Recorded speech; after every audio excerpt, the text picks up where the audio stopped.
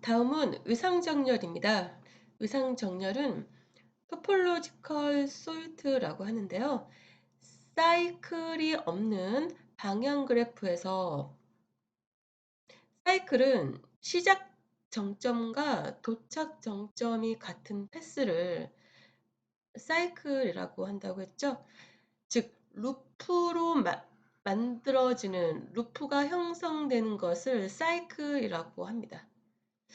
사이클이 없는 방향 그래프에서 정점을 선형 순서, 즉 정점들을 일렬로 나열하는 것을 유상정렬이라고 합니다. 유상정렬 결과는 그래프의 각 간선에 대해서 우리가 방향 그래프에서 U가 있고요. V가 있습니다. 두 개의 정점. 방향 그래프는 이렇게 화살표로 표현이 된다고 했잖아요. 이 간선을 U, V로 표현을 했습니다. 각 간선에 대해서 U가 V보다 반드시 앞서 나열되어야 합니다. 예제를 보겠습니다. A는 교과 과정의 선수 과목 관계도이고 B는 교과목 수강 순서도입니다. 자바를 2로 표현을 했고요. 자료 구조를 1로 표현을 했고 컴퓨터 입문을 정점 0으로 표현을 했습니다. 그러면 이러한 교과목 수강 순서도를요. 유상정렬로 표현을 해보면 가장 먼저 2번 자바를 듣죠. 그 다음은 화살표가 이쪽으로 되어 있으니까 컴퓨터 입문을 듣습니다. 그리고 화살표 가는 방향으로 자료 구조를 듣습니다. 그리고 운영체제를 듣고 인공지능을 듣고 알고리즘, 데이터베이스, 데이터 마이닝, 소프트웨어 프로젝트 이러한 순서로 들을 수가 있겠죠. 앞에서 유상정렬은 정점들을 일렬로 나열하는 것을 유상정렬이라고 한다고 했습니다. 따라서 이러한 수강 순서도를 유상정렬로 표현한 것입니다. 주어진 그래프에 따라서요. 여러 개의 유상정렬이 존재할 수가 있습니다. 일반적으로 작업들 사이에 의존관계가 존재할 때 수행 가능한 작업 순서를 도식화하는 데 유상정렬을 사용을 합니다. 즉 어떠한 순서를 도식화하는 데 유상정렬을 사용할 수가 있다는 거예요. 앞의 예에서는 수강 순서를 유상정렬을 이용해서 사용한 것입니다. 이 각각을 정점이라고 하죠. 유상정렬을 찾기 위해서요. 앞에서 여러 개의 유상정렬이 존재할 수 있다는 뜻은 이 순서가 여러 가지가 나올 수가 있다는 뜻입니다. 꼭 이 순서대로 수강을 해야 된다는 건 아니고 교과목 수강 순서가 여러 가지가 나올 수가 있다는 거예요. 유상정렬이 여러 개가 존재할 수 있다는 건데 그럼 유상정렬을 찾기 위해서 두 가지 방법이 있습니다. 순방향 방법이 있고요. 역방향 방법이 있습니다. 우선 순방향은 그래프에서 진입차수가 0인 방향 그래프에서 진입차수가 있고 진출차수가 있다고 했죠. 이러한 정점에서 진입차수가 3입니다. 그리고 진출차수는 없는 것이고요. 반대로 진출차수가 3이고 반대로 진입차수는 없는 정점입니다. 그래프에서 진입차수가 0인 이 두 번째죠.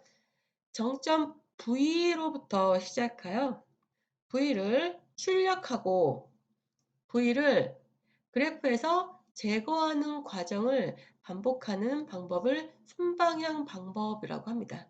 네, 쉽게 설명하면 화살표가 가는 방향으로 그대로 따라가는 방법입니다. 순방향. 그 반대는 역방향이겠죠. 진출차 수가 0인 이 그래프입니다. 진출차 수가 0인 정점 V를 출력하고 V를 그래프에서 제거하는 과정을 반복하여 얻은 출력 리스트를 역순으로 만들어 결과를 얻는 방법입니다.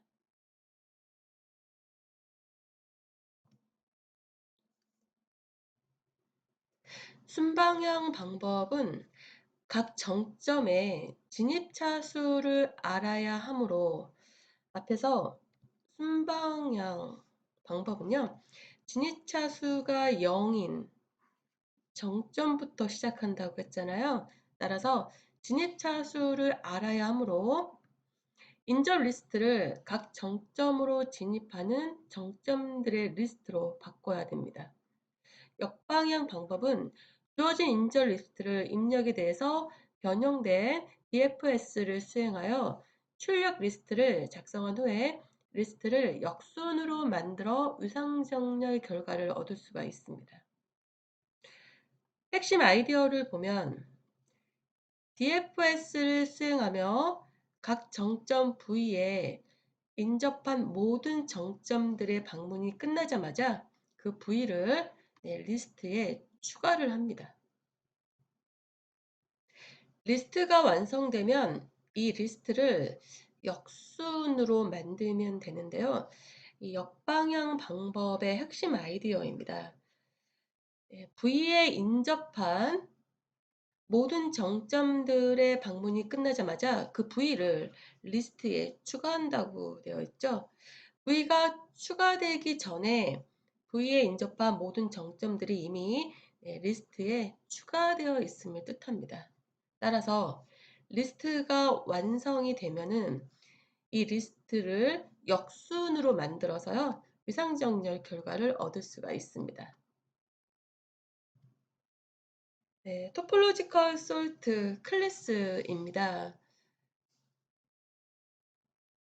그래프 정점의 수 n이고요. DFS 수행 중 방문 여부를 체크하기 위한 그 비집 배열을 선언을 합니다.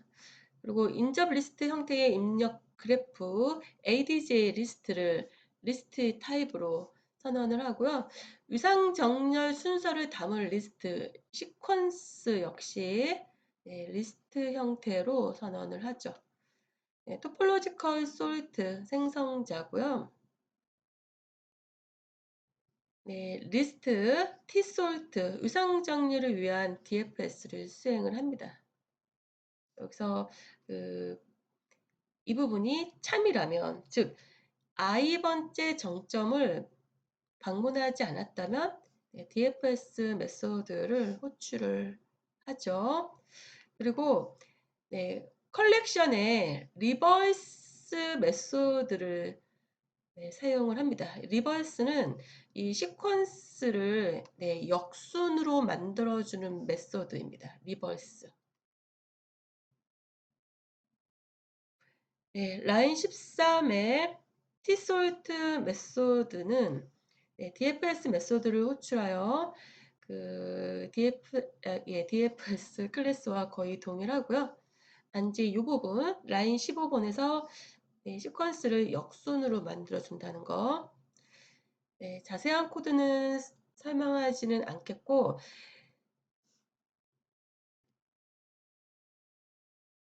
설명을 보겠습니다. 아래의 그래프에 대해서 토폴로지컬 솔트 클래스의 주요 부분이 어떤 단계를 거쳐서 수행되는지 살펴보자 했어요. 먼저 라인 14번에 그 DFS 0이 DFS 0 정점 0을 전달하면서 이 메소드를 호출을 하고 있습니다. DFS 0을 시작으로 해서요. DFS 1, 3, 6, 7을 차례대로 호출한 후에 DFS 8이 호출이 됩니다.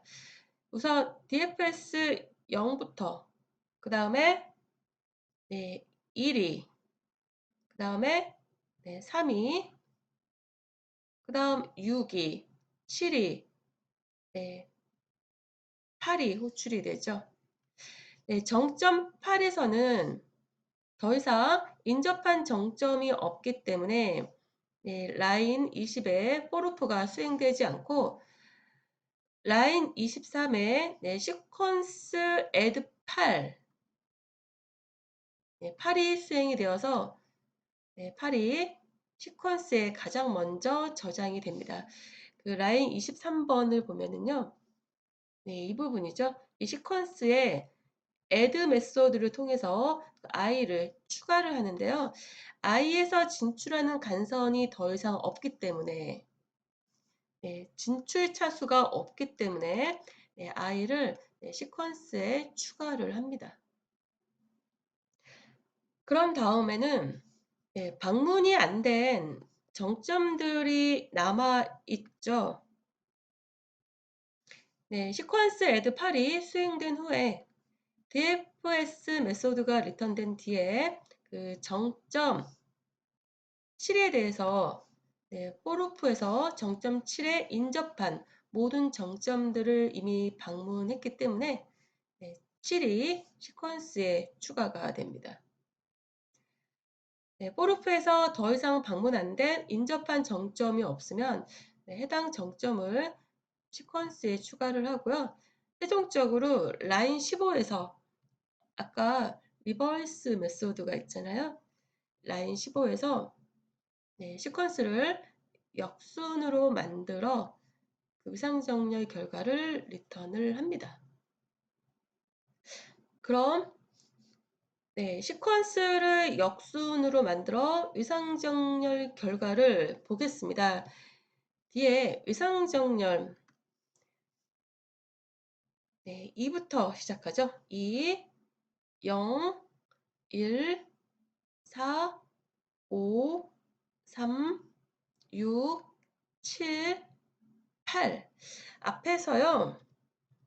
이 포르프에서는 i가 0부터 시작을 하잖아요. 0부터 n-1까지 돌리게 되는데 그런데 이 문장에서요.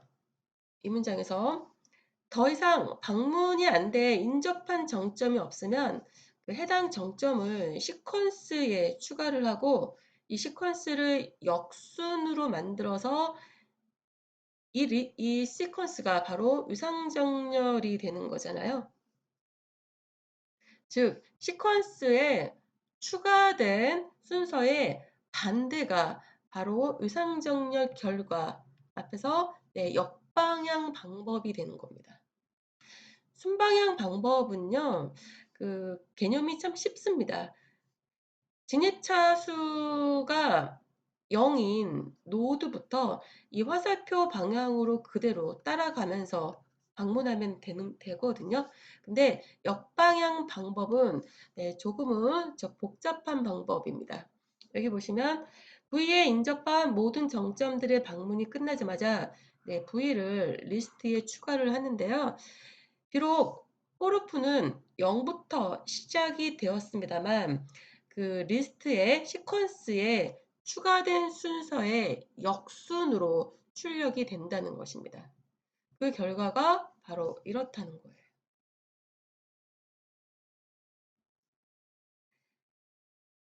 순방향 방법과 역방향 방법 기본적인 개념만 이해하시면 되고요. 여기까지 실습을 해보겠습니다. 토폴로지컬 솔트 폴더입니다. 메인 클래스와 토폴로지컬 솔트 클래스가 있죠. 우선 메인 클래스를 복사를 해서 붙이겠습니다. 그리고 두 번째 토폴로지컬 솔트입니다. 복사를 해서요. 클래스를 하나 만들고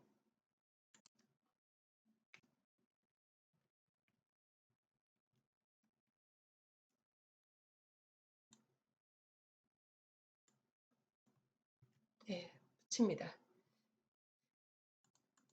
메인 메소드를 보면은 여기서 그 정점의 개수는 9개죠.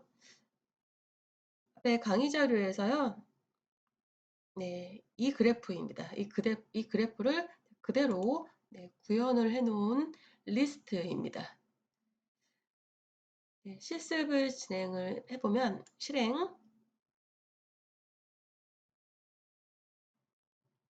토폴로지컬 솔트 클래스에서요. 이처럼 라인 번호가 들어가 있었기 때문에 네, 오류가 발생이 되었습니다. 라인 번호 다 삭제를 했고요. 메인 메소드에서 다시 실행을 해보면 네, 위상정렬 그 역방향 방법의 리스트입니다. 역방향의 그 위상정렬 순서입니다. 네, 강의 자료 내용과 자, 일치를 합니다. 방금 실습한 네, 이 토폴로지컬 솔트 클래스는 네, 역방향 방법이 됩니다. 역방향의 그 위상정렬 구하는 방법이 되겠어요. 수행 시간을 볼게요. 위상정렬 알고리즘의 수행 시간은 예, DFS의 수행 시간과 동일합니다. 여기서 N은 정점의 개수, M은 네, 간선의 개수죠.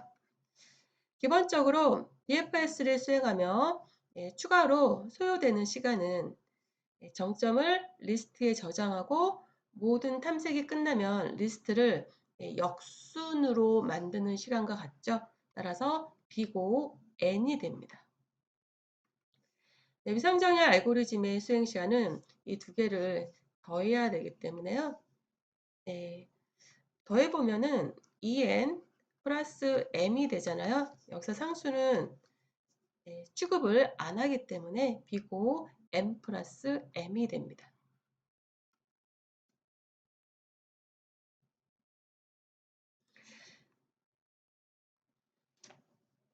그 다음 나오는 내용은 최소 신장 트리입니다. 앞에서 신장 트리 용어를 본 적이 있어요. 신장 트리, 스패닝 트리는 주어진 그래프가 하나의 연결 성분으로 구성이 되어 있을 때 그래프의 모든 정점들을 사이클 없이 연결하는 부분 그래프를 신장 트리라고 합니다. 사이클 다시 나오죠? 네, 쉽게 설명하면 루프가 만들어지지 않는 그리고 하나의 연결 성분으로 구성되는 그러한 그래프를 네, 신장 트리라고 합니다. 최소 신장 트리는 앞에 미니멈이라는 단어가 붙기 때문에 MST라고 합니다. 하나의 연결 성분으로 이루어진 무방향 가중치 그래프에서 가중치 그래프, 그 노드와 노드 사이의 선이 이 선이 간선이잖아요. 이 간선에는 어떤 가중치를 부여를 할 수가 있다고 했습니다. 그런 그래프를 가중치 그래프라고 했어요. 무방향 가중치 그래프에서 간선의 가중치의 합이 최소인 신장 트리를 최소 신장 트리 MST라고 합니다. 이러한 MST를 찾는 대표적인 알고리즘 크루스칼, 프림, 솔린 등의 알고리즘이 있는데요. 네, 우리는 크루스칼 알고리즘만 다루겠습니다. 이 세 가지 알고리즘 모두 그리디 알고리즘입니다.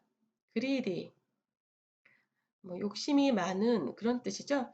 그리디 알고리즘은 최적해를 찾는 문제를 해결하기 위한 알고리즘 방식들 중 하나로서 알고리즘의 선택이 항상 욕심내어 지역적인 최소값 혹은 최대값을 선택하며 네, 이러한 부분적인 선택을 축적하여 최적해를 찾는 알고리즘을 네, 그리디 알고리즘이라고 합니다. 쉽게 설명하면 이 그리디 알고리즘은요. 전체 그 솔루션이 나올 수 있는 전체 영역을 골고루 들여다보는 게 아니라 항상 욕심내어 지역적인 로컬 부분에 대해서만 집중적으로 파고드는 이러한 알고리즘을 그리디 알고리즘이라고 부릅니다.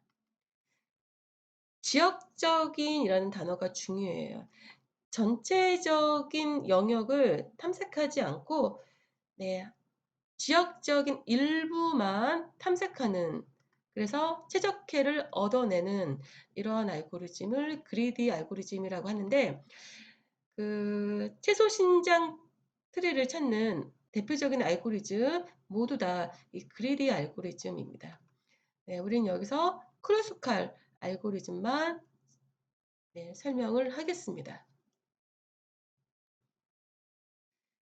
네, 우선 신장 트리에 대해서 알아야 되겠죠? 그럼 어느 그래프가 이 A의 신장 트리일까요? 앞에 주어진 그래프가 하나의 연결 성분으로 구성되어 있을 때 그래프의 모든 정점들을 사이클 없이 연결하는 부분 그래프라고 했습니다. 모든 정점들이에요. 우선 B는 왜 아닐까요? 네, 하나의 연결 성분이 아니죠. 두 개의 연결 성분으로 되어 있습니다.